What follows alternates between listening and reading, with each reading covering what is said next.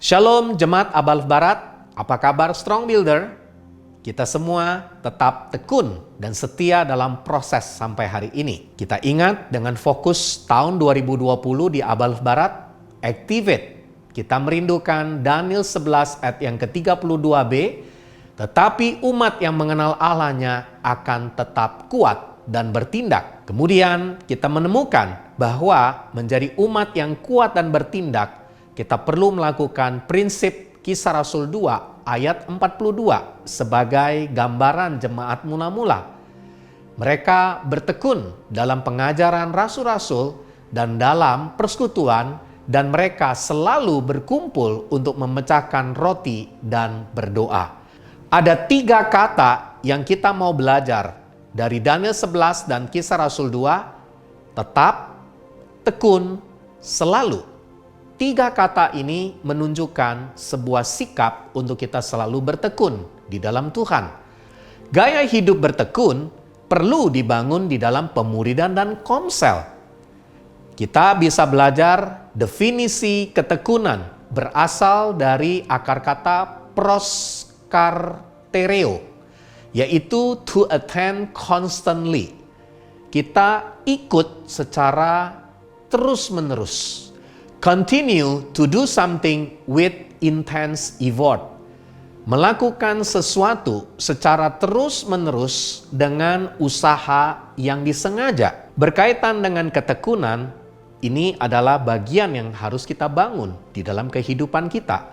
Dan berapa banyak di antara saudara secara konsisten mengikuti Pastor Note setiap Selasa?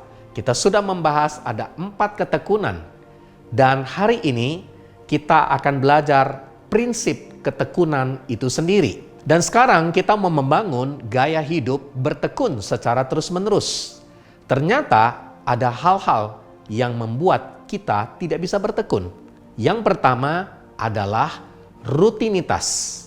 Rutinitas adalah melakukan sesuatu terus-menerus, berulang-ulang, bisa karena tuntutan atau tidak ada pilihan, dan ujungnya menjadi biasa-biasa saja.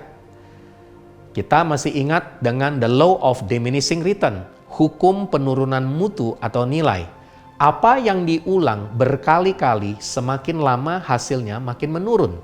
Kita menjadi bosan dan biasa saja. Masih ingat lagu favorit yang kita punya? Lagu apa?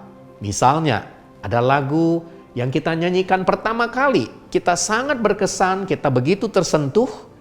Pertama kali kita nyanyikan, begitu luar biasa. Dan lagu ini diulang kembali, kali kedua masih menyentuh. Kali ketiga masih terasa.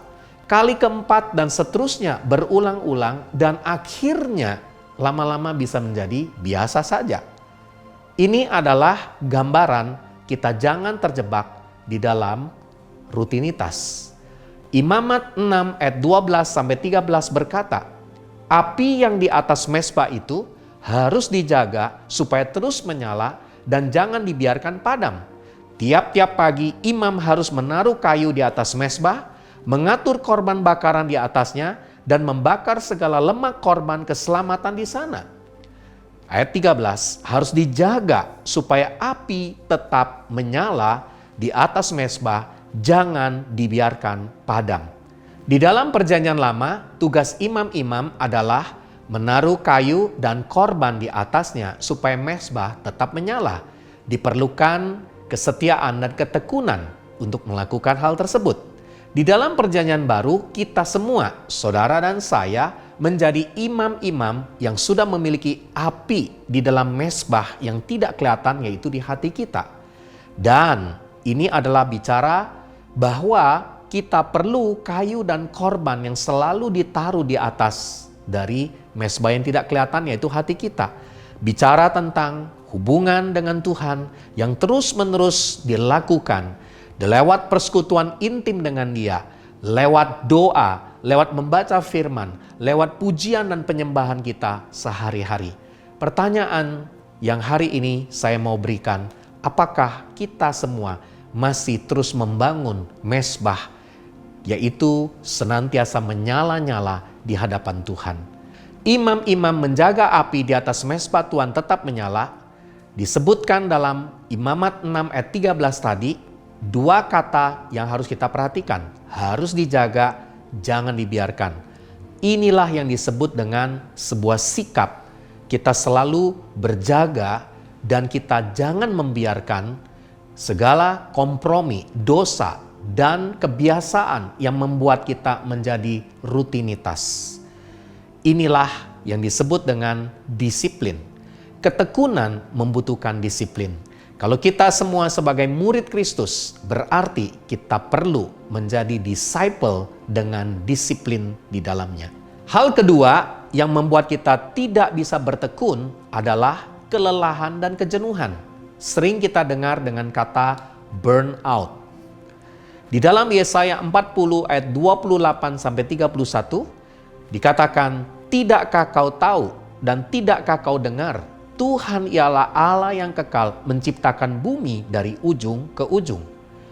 Tuhan menunjukkan dirinya adalah pribadi yang tekun, menciptakan bumi dari ujung ke ujung.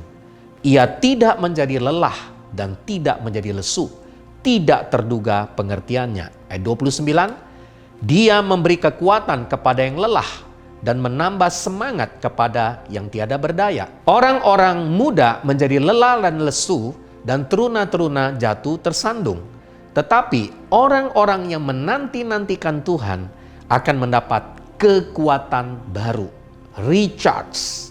Mereka seumpama Raja Wali yang naik terbang dengan kekuatan sayapnya. Mereka berlari dan tidak menjadi lesu. Mereka berjalan dan tidak menjadi lelah. Ini adalah gambaran bahwa hidup kita bisa seperti orang muda, bisa seperti Raja Wali. Kita mengalami keletihan, kelelahan, bahkan kelesuan dalam hidup kita. Sebab itu, kelelahan dan kejenuhan mengakibatkan kita menjadi pribadi yang apatis. Kelelahan dan kejenuhan bisa terjadi karena apa? Karena masalah, kesulitan bertubi-tubi, tidak ada habis-habisnya, bahkan mungkin ada konflik yang terus-menerus terjadi di dalam kita bekerja, dalam kita melayani, dalam berkeluarga, dan dalam semua aspek hidup ini. Kuncinya adalah menanti-nantikan Tuhan. Kata menanti-nantikan punya makna menunggu dengan sebuah tujuan. Kalau hari ini kita menunggu seseorang atau menunggu sebuah jawaban karena kita punya harapan, punya sesuatu yang menjadi kerinduan atau apa yang kita sedang mimpikan terjadi, saya yakin kita semua akan menanti-nantikan dengan sungguh-sungguh. Yesaya 40 ayat 28-31 berkata, di waktu kita menanti-nantikan dengan sebuah harapan, maka kita akan punya semangat kembali. Kita percaya bahwa yang kita tunggu tidak akan pernah sia-sia. Hari ini saya mau menguatkan kepada setiap kita, kalau engkau sedang mengalami pergumulan, mengalami masalah, melalui segala sesuatu, peristiwa yang diizinkan tersebut, percayalah, lewat penantianmu kepada Tuhan, Tuhan pasti memberikan jawaban tepat pada waktunya. Dan hal yang ketiga, membuat kita tidak bisa tekun adalah kita tidak punya prioritas. Bukan hanya rutinitas atau kelelahan dan kejenuhan, tapi yang ketiga, kita tidak punya prioritas. Kita mudah beralih fokus, mengalami distraksi. Kita menemukan ada orang-orang dalam hidup ini bisa berubah di dalam fokus dan di dalam hal yang dia sedang kerjakan. Kenapa? Karena tidak fokus kepada satu hal yang utama. Saudara, kalau kita melihat kekuatan sinar laser adalah karena dia fokus, maka sinar laser bisa membelah dari berlian, bahkan dia bisa meruncingkan benda-benda yang padat. Kita pernah belajar juga kekuatan dari air. Bagaimana air kalau dia fokus, dia ditembak ke tempat yang khusus secara terus-menerus, maka yang terjadi lama-lama tempat tersebut akan ditembus oleh kekuatan air tersebut. Di dalam Wahyu 2 ayat 4-5, Rasul Yohanes memberikan pesan kepada 7 gereja yang ada di Asia Kecil. Dan salah satu yang diperingatkan oleh Tuhan yaitu Jemaat Efesus. Jemaat Efesus adalah gereja yang punya segala sesuatu, komplit, lengkap, begitu luar biasa. Namun persoalan jemaat ini ada di ayat yang keempat. Namun demikian, aku mencela engkau, jemaat Efesus, karena engkau telah meninggalkan kasihmu yang semula. Sebab itu, ingatlah betapa dalamnya engkau telah jatuh, bertobatlah dan lakukanlah lagi apa yang semula engkau lakukan. Jika tidak demikian, aku akan datang kepadamu dan aku akan mengambil kaki dianmu dari tempatnya jikalau engkau tidak bertobat. Peringatan yang begitu keras kepada jemaat Efesus, yaitu mereka sudah meninggalkan kasih yang semula. Apa maksudnya? Mereka tidak lagi melakukan hal yang semula yang mereka lakukan. Dan bahkan Tuhan memberikan satu konsekuensi. Kaki dian bicara tentang pengurapan. Apa yang sudah dipercayakan akan diambil dari hidup mereka. Di dalam hal yang ketiga, kalau kita mau mengalahkan, kita mau tetap tekun, dan kita mau fokus dan belajar prioritas, punyai sebuah sikap kembali kepada kasih mula-mula. Lakukan lagi yang semula yang kita lakukan. Jangan meninggalkan hal-hal utama, hal-hal yang basic, yang substansial. Back to the basic. Di dalamnya kita perlu tekad dan keteguhan hati. Saya masih ingat di waktu puluhan tahun yang lalu, saya lahir baru terima Yesus, dan apa yang saya lakukan pada waktu itu, saya begitu rindu untuk membaca firman Tuhan. Saya begitu sungguh-sungguh waktu berdoa. Saya ingin sekali menceritakan tentang Yesus kepada semua orang yang ada di sekitar saya. Dan bahkan saya begitu giat di dalam melayani Tuhan. Saudara, harus saya akui, dalam perjalanan sampai hari ini, terkadang hidup saya mungkin seperti jemaat di Efesus. Saya sudah meninggalkan kasih yang semula. Saya tidak lagi punya kegairahan di dalam melakukan segala sesuatu. Semua dilakukan karena rutinitas. Saya melakukan oleh karena sudah tidak ada pilihan, atau memang karena keharusan menjadi sebuah tuntutan. Namun saya ingat kembali, dan kita semua mau belajar. Mari kita mau lakukan hal yang semula. Di waktu saya membaca ayat ini, saya bertobat. Saya berkata kepada Tuhan, saya mau kembali lagi melakukan hal yang dulu dengan kehausan, dengan kepolosan, dengan kesungguhan. Saya tidak akan berhenti sampai saya bisa melihat Tuhan kembali melawat kehidupan saya dan bahkan kehidupan kita semua.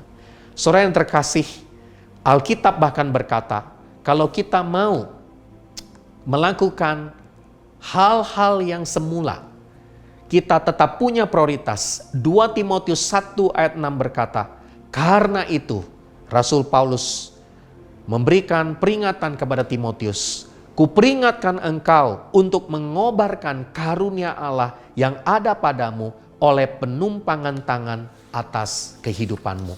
Saudara yang terkasih, hari ini Tuhan kembali mengingatkan kita, prioritas, fokus dengan mengobarkan karunia, potensi, talenta, kekuatan, karunia yang sudah Dia berikan dalam hidup kita.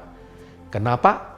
Karena di waktu kita tidak mempergunakan karunia, talenta, apa yang menjadi kekuatan yang sudah Tuhan berikan dalam hidup kita, lama-lama kita akan mati.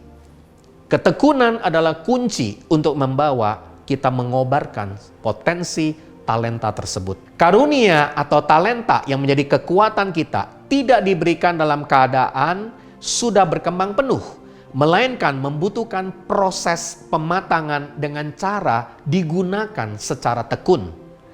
Karunia adalah seperti api yang harus terus-menerus dikobarkan. Kalau tidak, akan menjadi mati. Kemahiran terjadi karena pengulangan yang dilakukan secara tekun. Saya yakin setiap kita mau membangun, mengobarkan kembali apa yang menjadi karunia dalam kehidupanmu. Kalau engkau memiliki karunia di dalam melayani, lakukan dengan tekun. Bahkan firman Tuhan berkata dalam Roma 12, dikatakan barang siapa memimpin, hendaklah melakukan dengan rajin. Artinya harus tekun. Saya menemukan terkadang ada pemimpin-pemimpin, orang-orang yang melayani Tuhan sudah mulai tidak lagi rajin. Kenapa? Sudah bosan, sudah jenuh, sudah apatis, sepertinya tidak ada gairah. Kenapa? Karena melihat kenyataan, melihat ada konflik, melihat ada hubungan yang tidak terjadi. Namun hari ini, mari kita mau bangun kehidupan kita dengan sebuah prinsip memimpin dengan tekun, rajin, terus-menerus. Di waktu saya mengalami masa, terkadang saya menjadi lelah, terkadang saya sudah bosan, kadang-kadang saya seperti sudah mau berhenti. Tapi saya ingat dengan ayat ini. Firman Tuhan berkata, mari kita lakukan apapun dengan tekun dan artinya rajin. Hari ini saya berdoa, strong builder, engkau adalah pribadi yang tekun dan rajin. Kalau engkau mau mengalami activate, tetap kuat dan bertindak, lakukan ketekunan dengan kesungguhan dari dalam kehidupanmu. Mari kita mau bersama-sama belajar hidup bertekun. Jangan izinkan rutinitas menguasai kita, kelelahan, kejenuhan, bahkan membuat kita menjadi apatis. Kita mau buang dan kita mau belajar menjadi pribadi yang fokus dan belajar prioritas. Mengutamakan hal-hal utama, kembali kepada hal-hal substansi. Sama seperti jemaat mula-mula, Kisah Rasul 2 ayat 42, mereka bertekun, fokus, prioritas, terus-menerus, sampai mereka melihat tujuan yang Tuhan rencanakan dalam hidup mereka terjadi. Mereka bertekun dalam hal apa? Bertekun dalam pengajaran rasul-rasul, bertekun di dalam persekutuan, bertekun di dalam perjamuan kasih dan perjamuan kudus, dan bertekun di dalam berdoa. Maka hasil yang luar biasa saudara bisa baca dalam Kisah Rasul pasal 2 ayat 43 sampai 47. Di akhir dari firman Tuhan, mari kita berdoa bersama-sama. Bapa di surga, kami bersyukur untuk kebenaran firman Tuhan yang sudah kami dapatkan. Kami mau seperti jemaat mula-mula bertekun di dalam kehidupan mereka. Kami mau hari ini menjadi pribadi, komunitas, gereja yang tetap kuat dan bertindak. Kami tidak mengizinkan rutinitas menguasai hidup kami. Kami tidak mau mengizinkan segala kejenuhan, kelelahan, bahkan membuat kami apatis. Kami tolak, kami hancurkan, kami buang semuanya di dalam nama Yesus. Bahkan hari ini kami berkata, Tuhan jadikan kami jemaat, pribadi, komunitas yang sungguh-sungguh fokus dan prioritas dengan hal-hal utama dalam kehidupan ini. Terima kasih Tuhan, kami serahkan hidup kami, biar kiranya kami akan melihat segala yang kami lakukan tidak akan kembali dengan sia-sia. Ketekunan selalu membawa keberhasilan. Mari hari ini kita terima kasih karunia dari Bapa di surga, cinta kasih dari Yesus Kristus, dan kuasa Roh Kudus yang membuat hidup kita selalu tekun sampai pada akhirnya. Dalam nama Yesus, kita semua yang percaya sama-sama katakan, amin. Sesudah kita mendengarkan firman Tuhan, hal-hal apa saja yang kita perlu lakukan? Yang pertama, buat daftar apa yang membuat kita tidak bisa bertekun dari sisi rutinitas, kelelahan, dan kejenuhan yang dialami. Yang kedua, tuliskan prioritas hal-hal utama apa saja yang kita perlu lakukan yang sebelumnya sudah kita pernah lakukan. Yang ketiga, ambil tekad bersama-sama bertekun di dalam segala sesuatu yang sudah dipercayakan dalam kehidupan kita. Tuhan Yesus memberkati.